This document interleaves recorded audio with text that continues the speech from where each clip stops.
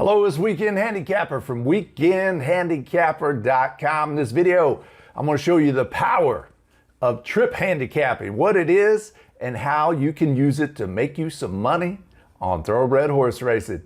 We're going to use a couple races from Arlington Park as an example. I'll show you the feature of what's called stable alert and the power of trip handicapping. Let's get with it. Before we can effectively use trip handicapping in our day-to-day betting and handicapping, we first need to know what trip handicapping is. We need to define it. And to me, trip handicapping is simply, it tells the story of the journey that a horse takes as it makes its way around a racetrack, and potentially the troubles and the challenges that it encounters during the running of a race. Now, sometimes horses have smooth trips. They don't have any traffic trouble, and that could factor in to your handicapping as well. Like, you can essentially bet against a horse because it didn't have a troubled trip in its last start, and it's got everything its own way. It's got an easy pace on the front end, or the pace collapsed, and that favored a closer. All those are trips, right? But in this video, we're going to talk about trouble trips, and I chose obvious.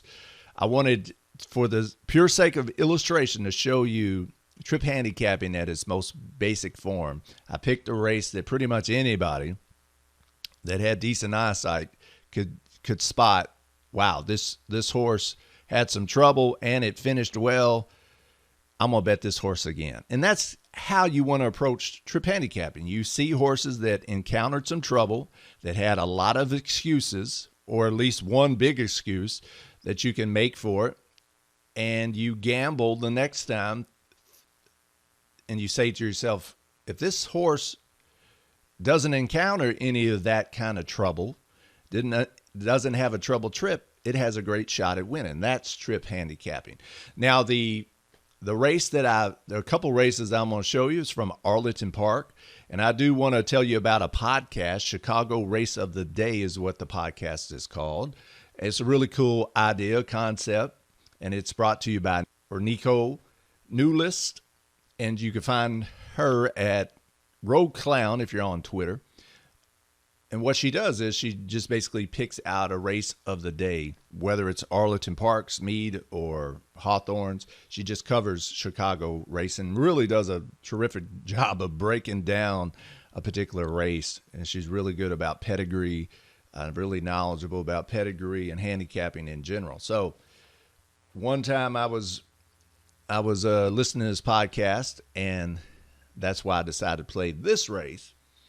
And if I remember right, I picked a horse different than what she was picking, but thanks to this podcast is why I played this race, and I'll show you how it turned out. So we got two races to look at. One is where the horse originally encountered some bad trips, and the second race is the race that it came back in, because I wanted to keep an eye on that horse, and I thought that horse had an excellent chance when it raced again.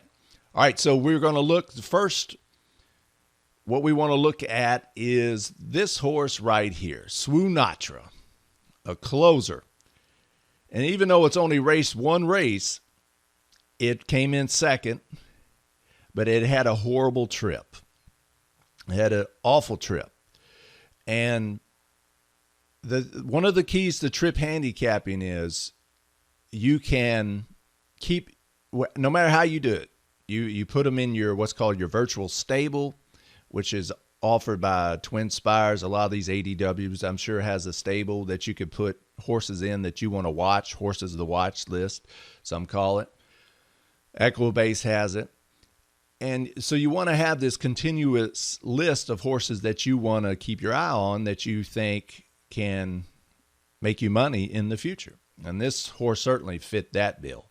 So it raced one time on June 25th at Arlington Park, race 6, 5 furlongs for a maiden race for $30,000, and it came in second.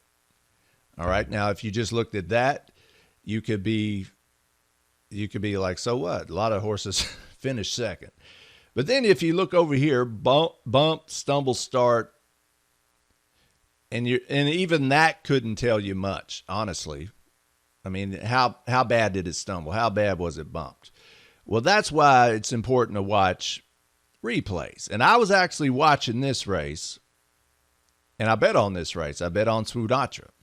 So let's watch this and pay attention. It's the 4-horse here. Pay attention to the 4-horse.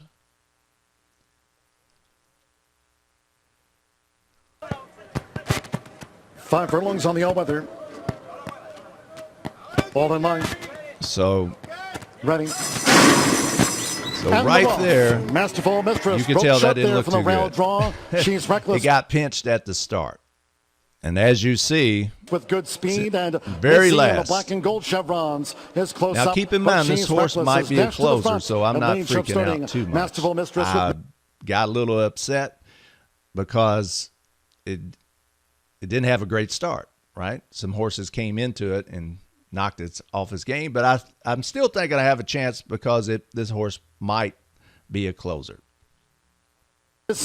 Now looking to make progress to 3 furlongs from home. So keep your eye on the number 4 horse right there, dead last. Looking to gain toward the insiders, 1 step ahead from 5th position as they round the far turn. Then it's a break of 6 more to Upside Down. Who's next? Racing 4 clear from Reluctant to Load. Swunatra, who trails the maiden juvenile filly sprint. The quarter was 22.37 seconds under a recorded run. And She's Reckless leads for home for Jareth Loveberry on debut. She's Reckless and look in who's front of coming up the Masterful rail Mistress here, by 6 lengths now. As with the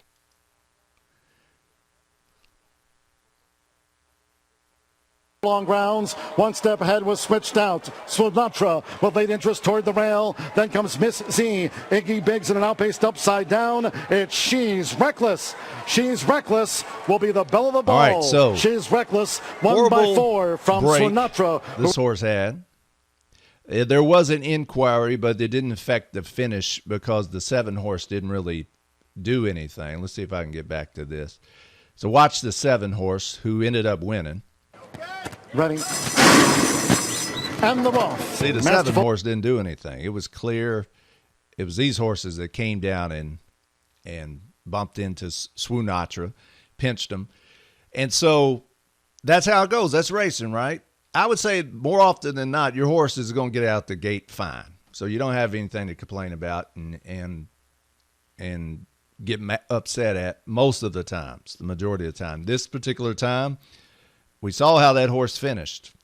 And I would like to think, we don't know, we'll never know, but I would like to think that horse would have been very competitive and could have won. Mistress broke and right there, if you notice that, it had to check up again. And it fell back even further. See, it was up there. It's right there with them, even though it got a bad trip. Masterful right there, look at that, there from the rail putting draw. on the brakes. She's Reckless with good speed, and Missy in the black. And fell back, but finished well. Finished well, even though it didn't get the break that it should have. So immediately, I want to put that horse in my virtual stable and be looking for a video. I'll give an in-depth tutorial on how you can do that. Use your stable, virtual stable horses, the watch list. So the number 7, She's Reckless won. You know, it didn't do anything wrong, so they shouldn't have took that horse down. Swunatra came in second, but it had a troubled trip. Now I want to look at the race that Swunatra is running today. And so if we go up here, and now it's July 17th, race number 3, Swatra's back. I know that Swatra's back because I got a notification from my virtual stable, my stable alert on Twin Spires that said, hey, and you could put in notes and things. It's very cool. So I knew that Swunatra was going to race, even though I wasn't going to play Arlington Park that day. I had a horse that popped up in my notification list. Let me scroll back up here. This is what I was going to show you in the first place. So Swatra's racing back. Look at this. Same distance, same class level as it ran before. And if I scroll down here, here's how I know that. It ran at 5 furlongs, maiden 30K. 5 furlongs, maiden 30K. I think, and now Swoon Natra is facing some more first-time starters, so that's another advantage. See how the 1 is a first-time starter. The 2 has no running lines, no races to show because it's a first-time starter. Swoon Natra's raced before. 4 is a first-time starter. 5 is a first-time starter. 6 is a first-time starter. 7 has some experience. 1 race. First-time starter. First time. So Swoon Natra, to me, has an edge because it's got some experience. And it ran really good in its debut to me, even though it got a trouble trip. So I'm feeling pretty good about betting the 3 in race 3 at Arlington Park on Saturday, July 17th. So let's see how Swoon Natra.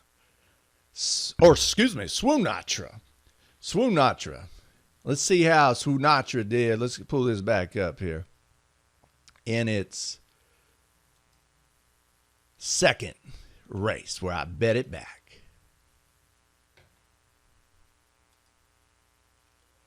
So number 3 horse. Freedom Rose, 3-2.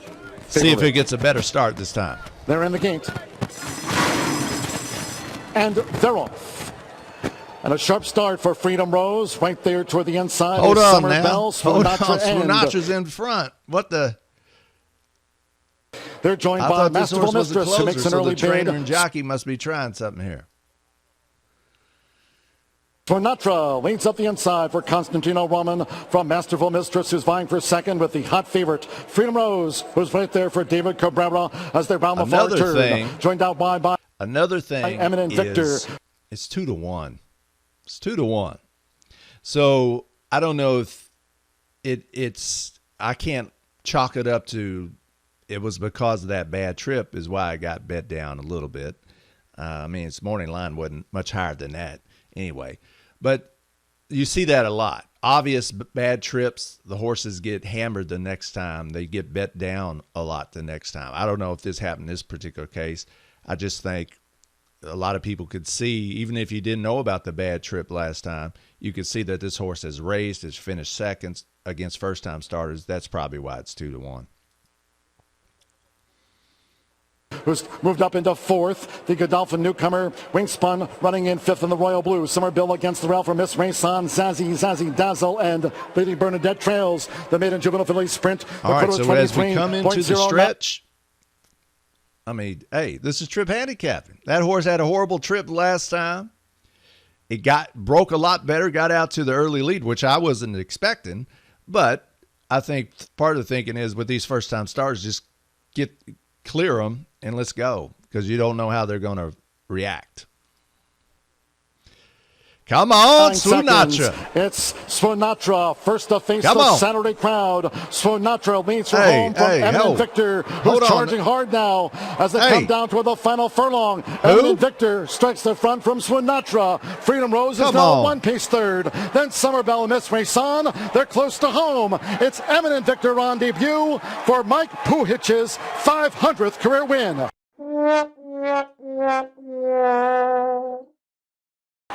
Well, congratulations, Mike, whoever you are, but 10. Eminent Victor upsets at 39-1. 39-1. Summer Bell, Freedom Rose, Miss Rayson, Wingspun, Zazie Dazzle, Lady Bernadette, and Masterful Mistress. Oh, my gosh. Hey, what can you do? Let me mute this. What can you do? First-time starters will get you every time. You should stay away from unless you're really good at pedigree, because you ain't got much to go on. There's no way I could have predicted this 10 horse at 39-1 to beat my Swoon Natra at 2-1. I felt pretty good. And if it wasn't for this 10 horse right here, I would have cashed a nice wager. I mean, it's only 2-1, but still, I would have won, and the angle of Trip Handicapping would have prevailed. We beat that heavy favorite, 65 heavy favorite, but you're playing with fire when you play with 2-year-olds, and especially first-time starter 2-year-olds. You never know what you're going to get. I guarantee. I can't speak for the connections and trainers, but they were pretty. I guarantee they weren't expecting that either. Even though this didn't work out this time, this angle didn't work out this time, doesn't mean it won't work out again. So let's scroll down real quick. Eminent Victor, first time starter, no impressive works, has some pedigree, I guess. The trainer doesn't do that well with first time starters. So, hey, who knows? It's horse racing. That's why it's gambling. You know, we can increase our odds of being right sometimes with these horses and handicapping horse races, but it's still gambling. That's why you got to make good wagering decisions, because fluky stuff like this happens all the time. And you don't want to be taking chalk too much. Even though Swoonatra was second choice, wasn't the chalk, 6-5, but still, I don't even like betting 2-1s too often, but I was very confident in this horse's chances based on that last performance that it did. And hey, to me, yeah, I lost the wager, but that was a fluky result, 39-1. You just got to lick your wounds and move on. But that's trip handicapping. All right. You look for horses that had bad trips, this case, a bad start where it stumbled, got pinched, finished really well to finish second, 3.5 lengths behind the winner, who got an easy lead. So to me, like if you had the 7 horse, that's an easy trip. So, you know, you don't want to, it's on the opposite side of the spectrum. If you're trying to beat the horse next time out, you can use that easy trip that it got against it, because it had things its own way. It was working out well. So, I mean, hey, to me, that was still a good bet. Just a fluky thing happened, and we got beat by a 39-1 shot. But that, hopefully, these two races will illustrate trip handicapping, what it is, how you can see a horse that has had an unfortunate trip, play that horse again in the future under the right, and this is key, under the right circumstances, ideally the same class level, the same distance, the same track. We had all of that. We had all 3 of them. I was feeling really good about Swoonatra. Swoonatra ran a really good race. Even though it didn't stay off the pace, I don't think that affected the horse at all. I think it just got beat by a 39-1 shot. They looked very impressive blowing by it. And we were pretty clear from the 3rd place finisher.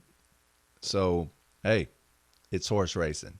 But that's trip handicapping. If you do this enough, hopefully, ideally, at bigger prices than Swoonatra was, you're going to find some good bets and you're going to make some money. Didn't happen this time, but it will over the long run. And that is trip handicapping in horse racing. Even though that example didn't work out, it almost did. And it will work out again, just like it's worked out plenty times in the past. The trick is finding horses that encountered trouble that other people don't see. Now, that's a blatant, obvious example right there. Pretty much anybody watching that race saw that horse, Swoonatra, had a lot of trouble.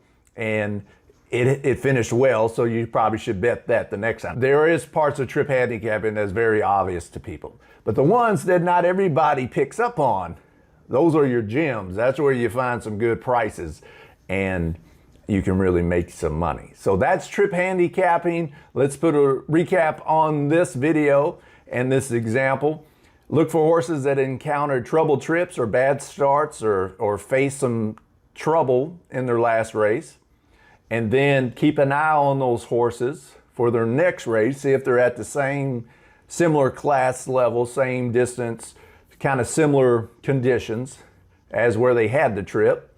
And then bet those horses if you think, in addition to other positive variables, factors that you got, bet those horses and you should be rewarded. Even though this one didn't work out because there was, to me, a fluky result with that first time starter, but you got to stick to your guns, keep swinging, and these angles will work out for you in the long run. That's Trip Handicapping. This is the Weekend Handicapper. If you like this video, hit that like button.